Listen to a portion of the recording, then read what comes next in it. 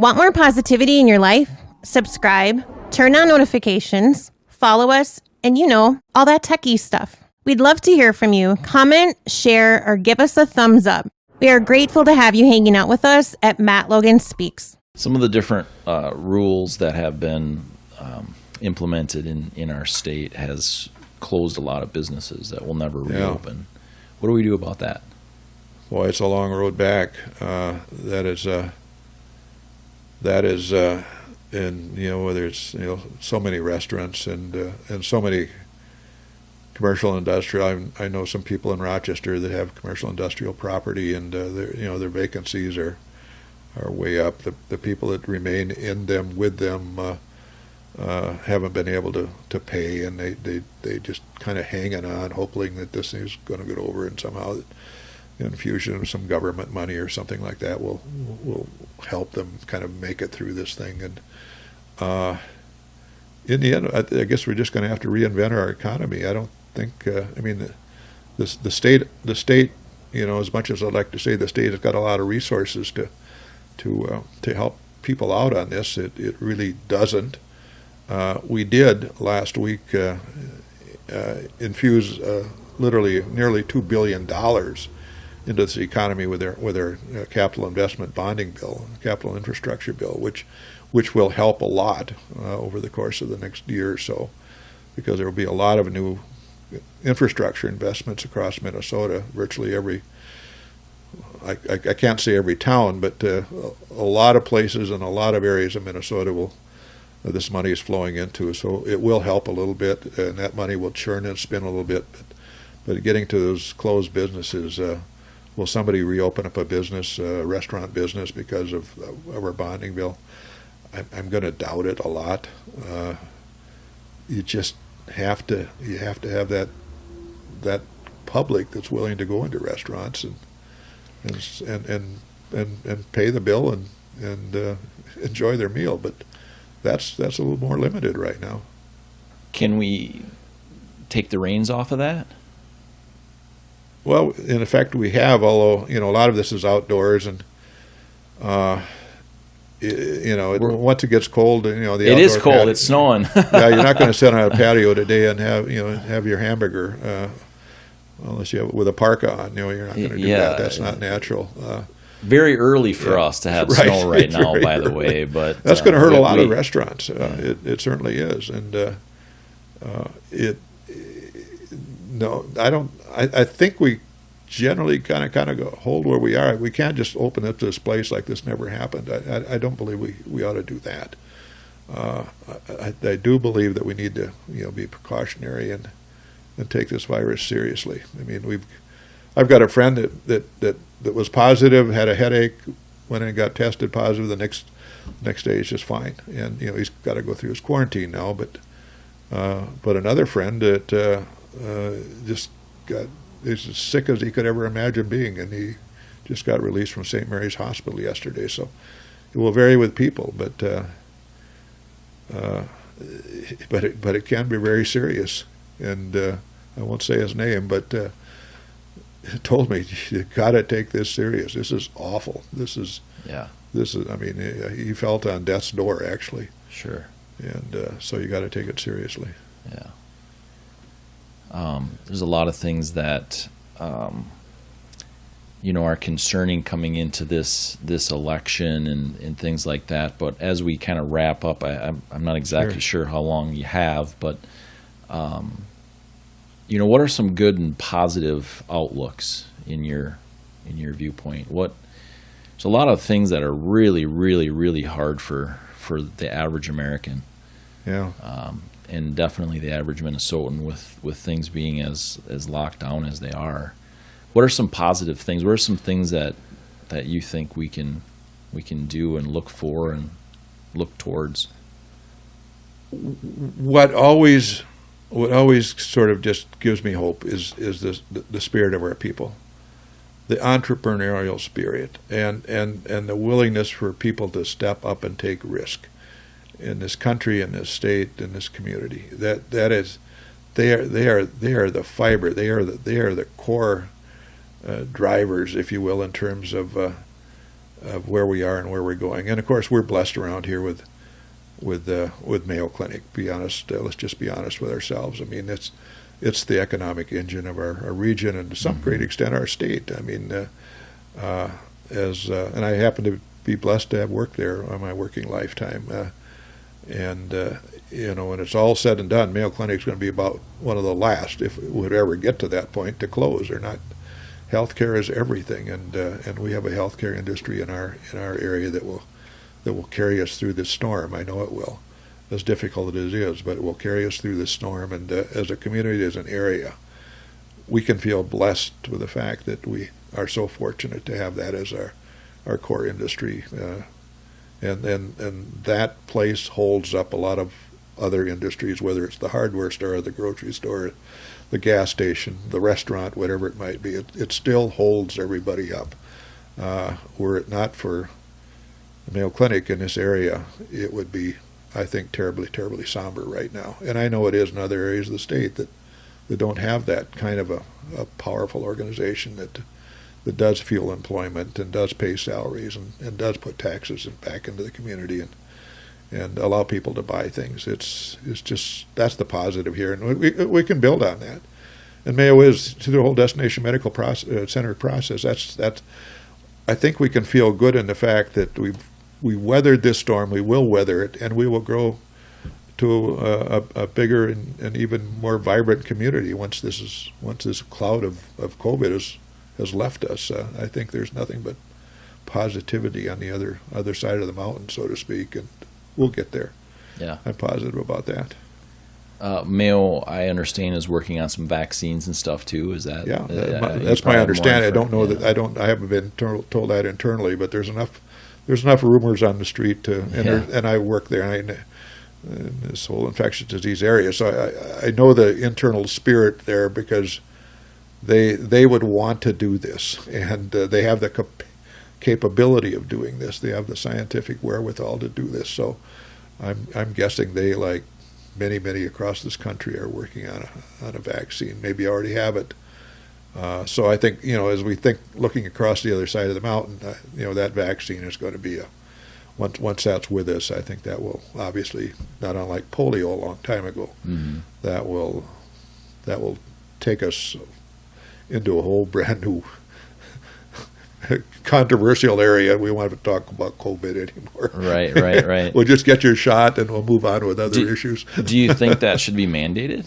Oh, I don't know. Probably not. I think, people get in a big controversy about herd immunity, but, once enough people get vaccinated, just like polio, the disease does seem to take care of itself, and where there are isolated outbreaks, why you can move in and you can control that. Yeah, sure.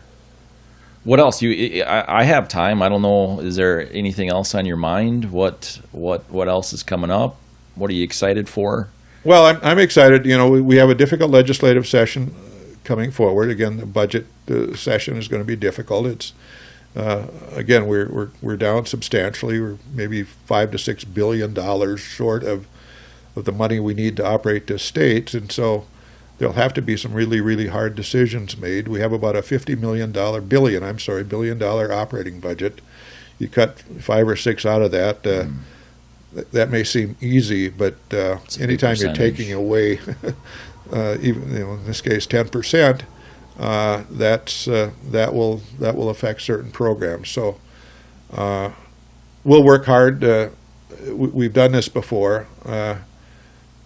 Nursing homes, K-12, disability community, those things will, I think, be held as harmless as possible. And but a lot of the other things are going to have to probably take some cuts and some sacrifices for a few years until we can get this thing back together again. But that's the nature of the job ahead for the legislature, and it's not an easy job at all, because there'll be a lot of interest groups descending on the state capitol, telling the legislature, don't forget about us, and because we're important too. And again, that's part of the process. But going back to your point, people really need, and I know it's hard. People have lives way away from the legislature, but pay attention to what's going on, and whether it's your community, whether it's the state legislature, whether it's your country, and because we're only as good as the people make us. Mm-hmm.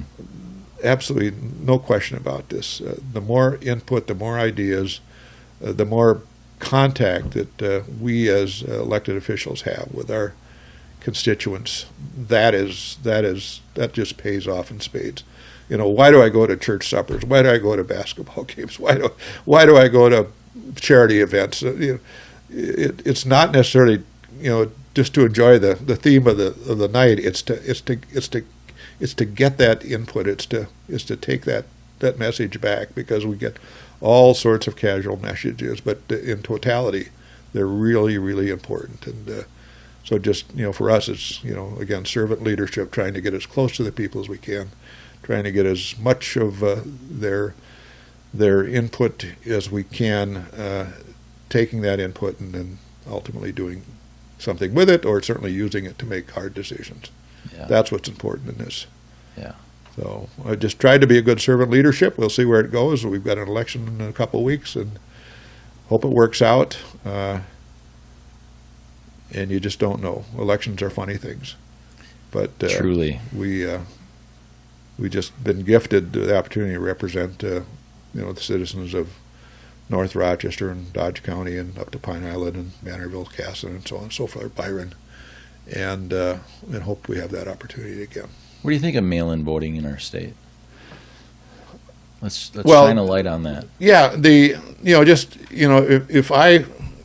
if I nothing is as pure as going to a polling place and voting. There's no question about that, and I hope someday we get back to that. The mail-in process, where I fill that little form out, I send it in, I get my ballot.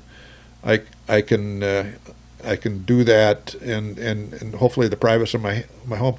That's probably okay too. It's a little bit more.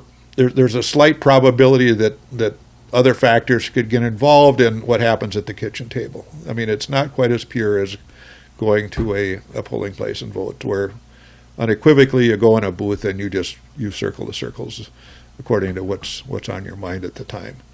The pure mail-in, where people just mail out a whole bunch of ballots and expect them to get it. I can tell you, just whether it's fundraising letters or other letters which I send out to constituents, my gracious sakes, you get 20 or 30% of those back as returns, because people just move around that much. The idea of just mailing them out indiscriminately. And I'll tell you one thing. So I've got this friend, and if I said the name, you'd know it. His wife passed away. I don't know, about in early September of last year. Okay. He gets a request with her name on it in his mail for this person to register and get a mail-in ballot if he wants to use it.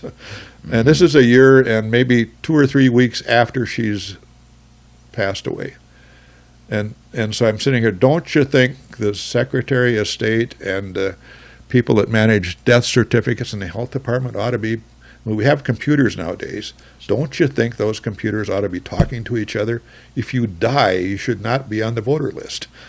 Correct. That's a concern. Pretty simple. That's a concern for sure. It is, and so that's that'll thing. I'm not saying anything bad happened, but so that's repeated obviously thousands of times across Minnesota, where we've got a registered voter registration list which has dead people on it. Yeah. And could that be manipulated? I don't know if somebody watched who died all over this state and somehow started to probe that a little bit and do something with it. I mean, we all know how innovative people can get. It's where the cure is simply, let's just cross-match those that die against the voter registration list at least every week, and just eliminate those that are passed upon. Yeah. It's simple. It is being investigated throughout the country, that exactly what you're speaking of. Yeah. And in fact, there's a few concerns with mail-in voting. There's actually literally been people receive their ballots. Yeah. They disinfect them with disinfectant. And so clearly that's the ballot's no good, so their vote's not counted. There's been thousands of those that have come out, and they've said that, hey, don't disinfect your ballots. If you're concerned about COVID coming in your mail, let your mail sit for a couple of days. Go out, bring your mail in, bring it in an entryway or whatever, let it sit a few days and things. So there's a lot of concerns with mail-in voting, and not just the fraud piece of it, but that your vote won't even be counted just simply because you made a mistake on it. However, the fraud thing is obviously a huge concern. In Minnesota, did you see the video that a guy took his own video himself with his own phone, bragging about all the mail-in ballots that he had in his car? Oh, I saw that. Yeah. And that's not making national news and things like that. No, there's literally bragging about who he was voting for or who he's putting on these ballots and things like that. I'm not going to say who that is, but that's a huge concern for me. Yeah. Well, ballots are safest when they're in the polling place and they don't leave the safe polling place. So why is it a push, in your opinion, why is it a push to do the mail-in ballot with the masks and with the social distancing, and we can go to Walmart and Home Depot and things like that? Why can't we let 5 people in the building at a time? Or, in terms of the polling place? Yeah, in terms of a polling station. Yeah, the answer is I think we could. Unfortunately, we have a November election and it's a little cold, and you might have lines outside and things like that. But I think you could run a 24-hour election, something like that, where you maybe spread it apart a little bit. But it is the election officials, probably rightfully so, don't want to be involved in an election process that's going to spread this disease. And so, is there a way to do it? There probably is. It would take more people, perhaps, but let's just take an elementary school. How many rooms does that have in it? Could not you bring a number of people into it? Could not you have enough desks, et cetera, voting places within that school to allow for fairly expeditious voting? A lot of them are closed, so you can use them. Yeah, you can set them up, and it's a function of election judges. And I think if the call went out, I think election judges could be procured and trained. But it's too late now. But running elections it's not an easy job. I used to be on a city council, and of course we didn't run them ourselves, but our staff ran them in the city of Rochester, and they take a lot of care and a lot of attention to try to do this in a right and fair and secure way, and so all those factors enter into making this discussion or decision about how to do this. I know in Rochester, and we met with our election officials, I don't know, maybe 5-6 months ago, they had kind of, with COVID, they didn't want as many places, and again, they were going to rely a lot on the mail-in ballots to be able to execute this election as safely as possible. And again, their heart's certainly in the right place. I don't disagree with it. But to your question, I think, the safest form of balloting from the standpoint of security, voter security, ballot security is what you do it in one room, one place, and that ballot does not leave that space. For sure. I agree with that completely. I would like to see some of those aggressive options. And the other thing, it really, if people reach a point of not trusting the elective process in this country, that can be very, very concerning. How do countries crumble when they don't trust the processes? Yeah. And that is amongst one of the last things we would ever want.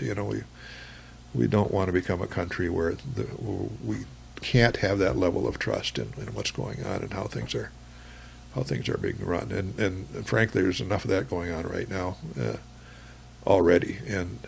that's unfortunate. It'll be, I think, maybe an unfortunate theme of this year's election is was it run, fairly and squarely, and so on and so forth. No matter how it turns out, I think there'll be allegations, and that's unfortunate because that's not good for our country, not good for our state.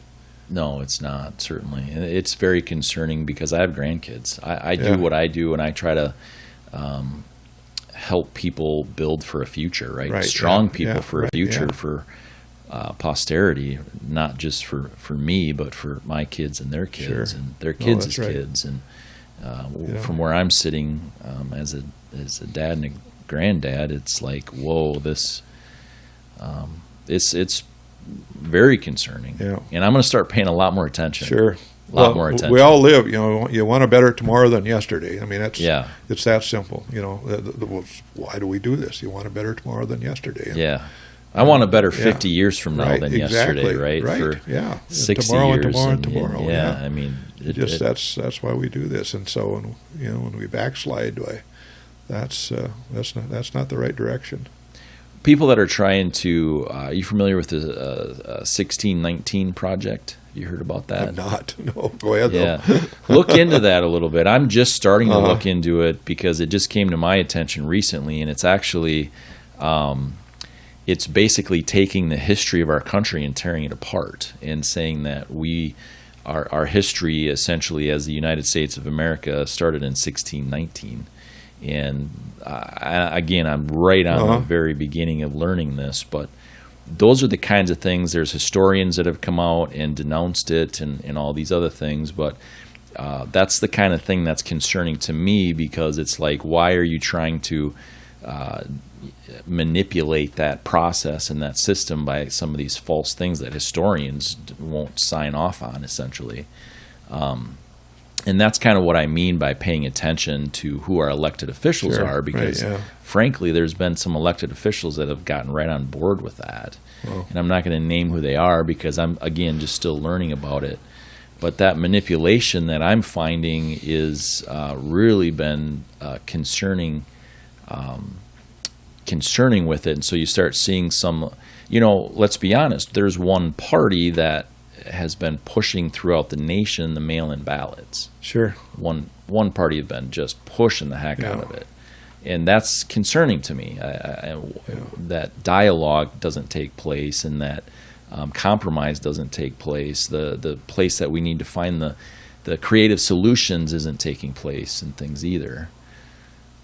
That's right. The history of our state, our country, and I thinking about the day I just was driving back to my apartment to get something real quickly from the state capitol, and all these people were amassed around the Christopher Columbus statue there, and it looked like it was going to be a press conference. And I'm thinking that's kind of an unusual place. They don't usually have them there, but maybe somebody figured out it would be a nice place, and because there's a little platform there and so on and so forth. Well, so then I came back and there was more people there, and I thought, well, the press conference hadn't started yet. Well, probably 2 or 3 minutes after that, the statue came down. So should that have come down without more dialogue? Of course not. It should not have.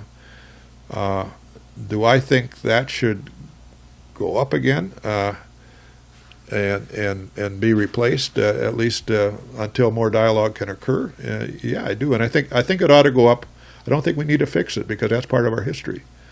What we have gone through is part of our history. Now, if it's put back on that pedestal and if it remains there, then so be it. If it comes down after some thought and some conversation and some decisions about this on a broader with a broader platform of people, then that's fine too. But we can't. We have to live our history. We can't destroy it. Yeah. It's just what I believe. I mean, we have to learn from our history. I mean, my gracious sakes, go to Decorah or any place. I mean, if we forget that kind of history, we are in for dangerous times because we've got to learn from that. I look at things like the 1619 project, and again, I'm really just at the beginning of learning about it.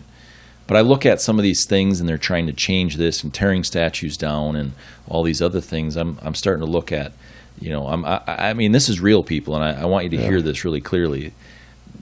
Those are the things that Hitler did. Yeah. They started to do what? Burn books, tear down the statues. They started Absolutely. to do all these things. Right, exactly, yeah. And what did communists do? Yeah. Same thing. Sure. They're tearing down the history so that people forget. Yeah. And that's concerning. Yeah, well, it should be, and yes, it is. Terribly concerning. Our country, as flawed as it is still the only country in the history of the entire recorded history that has freed as many people as it has allowed individuals to be individuals and succeed. People like myself that are not educated, this country has allowed me to succeed and do the things that I do. Right, yeah. And I could go on and on. But so you start tearing some of those things down. Had I not learned the things, let me put it this way: I don't want to be remembered for the mistakes that I make. I want to be remembered for what I've learned from those mistakes, right? And so I continue to look at those mistakes and say, okay, wait, yep, that was a mistake.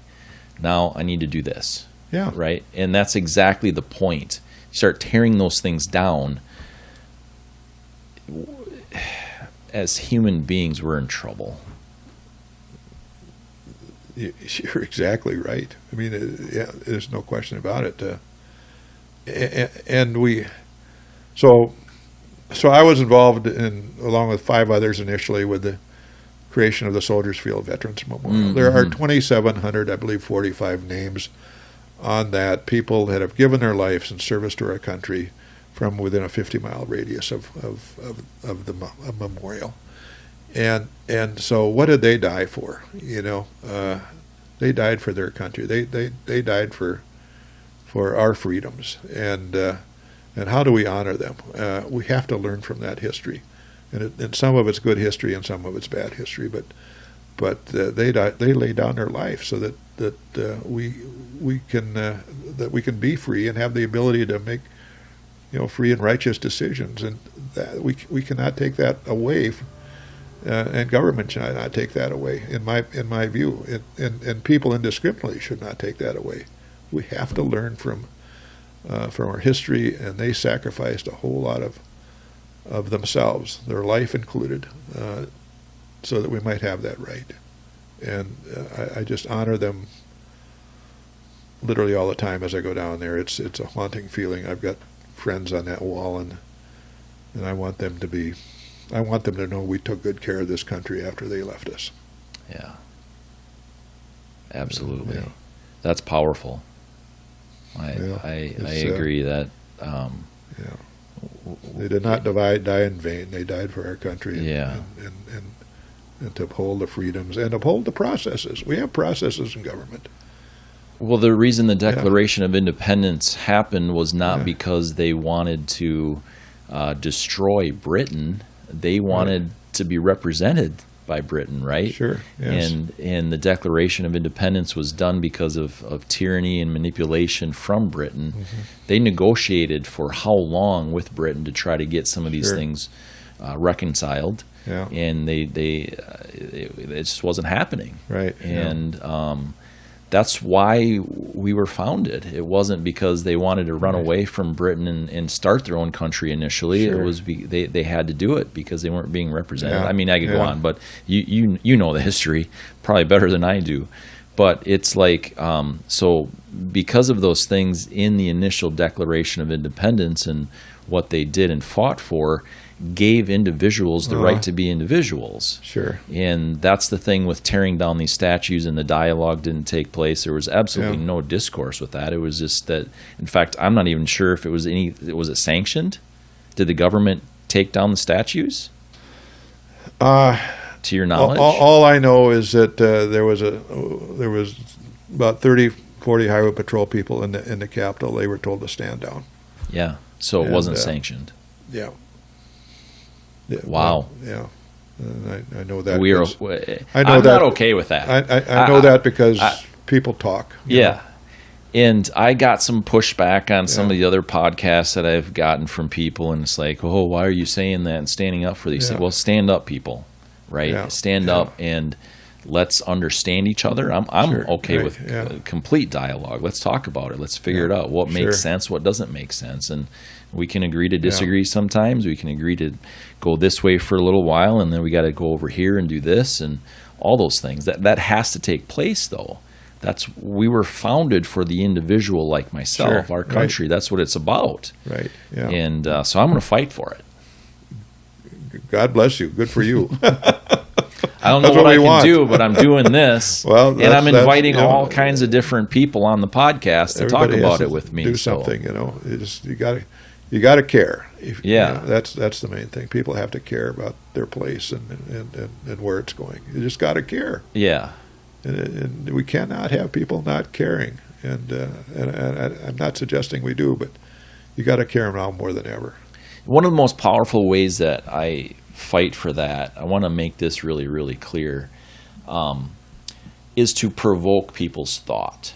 I Sure. really want people to like, whoa, I didn't think about it like that, Yeah. right? You know, Sure. I want to provoke people's thought. When I go into a high school and speak on my daughter's crash and what I learned for it and all those things, I do a whole lot of different things to provoke thought, right through entertainment and, practically in tears and laughter, and even in some cases music in the presentation, and take you on that journey and how important it is to start thinking about those things sure. on your own. Dave, I haven't asked anybody if they text and drive, not once. Uh-huh. I haven't asked them. Sure. Should I? It's not important, is it? Not to important. me, Yeah. the whether they do it or they don't do it makes no difference to me. Yeah. Why? Because I believe in that personal Yeah, freedom sure. to make Yeah, the decision. Yeah. And so what I'm saying with that is this: if I can provoke their thought, I can show them Sure, their yeah. why. I'm going to trust them to make a decision. Sure. And I think that's so important and powerful, and that's how I'm going to fight. I want people to think. Sure. Stop following CNN and MSNBC, and stop following Fox News and Ben Shapiro and whatever else is on the so-called right side of things, yeah. and look at all of them. I look at, to make my decisions, I look at all of it, and Sure, I base my yeah, decisions on yeah. that. People say, well, you're a conservative. We can tell by the way you talk. Okay, if you're going to label me that, that's fine. That's your choice. Yeah, It's not yeah. whatever. But the complete truth is I read a lot of stuff over on the liberal side of things, Sure, yeah. and on the right conservative side of things. And so I'm going to base my thought process not on how I grew up, not on any of those things, but how I think about it by having information on all of it. Sure. Good for you. That's my that is rant, absolutely Dave. what Sorry. we need. No, that's absolutely what we need. And you've had an impact. And look at your daughter there. I mean, she had a positive impact on our society. I mean, she did before her death, and certainly after her death. And in terms of driving laws in Minnesota, I mean. It's a horrible legacy, and I don't want to mean it that way, but Yeah. but her life really did matter with respect, and she lost her life, but a lot of other people will not lose their life because of what resulted from her unfortunate experience. And that's by we don't know until we know, right? Oh, right, exactly. And when that happened Yeah. in 2012, we didn't know really a lot about what the phones do to our mental capacity Right, while yeah, we're driving, and all of those things. And that's no one's fault. I'm just Sure, saying that's yeah. the reality of the way life is. Sure. We don't know until Yeah. we know. But I'm going to really screw this up. But Maya Angelou said that. Basically, I'm not going to even try to say the quote, but when you, now I just completely lost it. But she basically said that once you know better, do better, right? Sure, And yeah. and it's very similar to that, but Sure. or here it is: do the best you can until you know better, and then when you know better, do better. That's the quote. Look it up. That's Fact wonderful. Check me, whoever's listening and watching. I want to remember that. Yeah. It's amazing, Yeah. and that's really what Right, it is, yeah. right? Do the best you can until you know better. Then, when you know better, Sure. do better. Yeah. Right? And that's exactly what I think we need to look at throughout the history of our country. Do the best you can until you know better. Yeah. And then when you know better, do better. And by tearing down history is not understanding where we were, and not understanding where we were, we can't understand to do better. Yeah. I will never forget the first day I walked into the Senate chamber in the state capitol. And I did not, you run for election, you get elected and all that, and then you walk in that chamber and you see your name on a desk. And I remember so well thinking of all of the other names of people iconic to Minnesota that had made it through that room, so to speak, and had given so much and sacrificed so much for, on a personal basis, to do good for our state, and that everything within our state that was righteous and wonderful had passed through that room, and now I was there. But it is a matter of like standing on the shoulders of your history, and you cannot forget that. It's for the good or the bad, you build on it, and in some cases you have to polish some edges off and fix it, but you build on the good. You don't build on the bad, and to be part of the history of this state and in an elected fashion is an unbelievable gift. And I'll never forget walking into that room that day and say, "Why me? How did I get here? Holy cow! This is way beyond imagination." Yeah, that's good. That's a good way to end. Good. Let's wrap it up. Right. Good. I'd like All to right. publicly invite you back, and we'll hopefully Yeah. make that happen here coming up, maybe Sure. after the election, and have you weigh in on how that turns out. Well, we're happy to do that. Awesome. Thanks, Dave. All right. Good. Thanks for being We can here. do this, I think. Absolutely. All right. See you next time. All right. Bye-bye.